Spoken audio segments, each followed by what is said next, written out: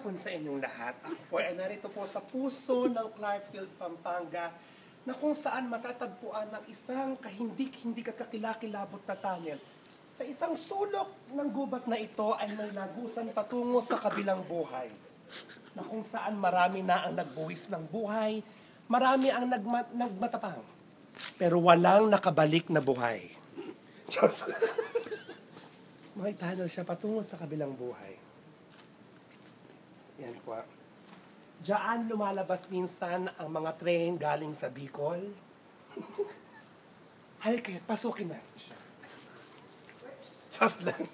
Just sir. Nakakilabot. Ito po ang napakagandang lugar. Inabando na po ito nung panahon ng Hapon. Ito po ang isa sa mga apu-apuhan ng Hapon na General Yamashita.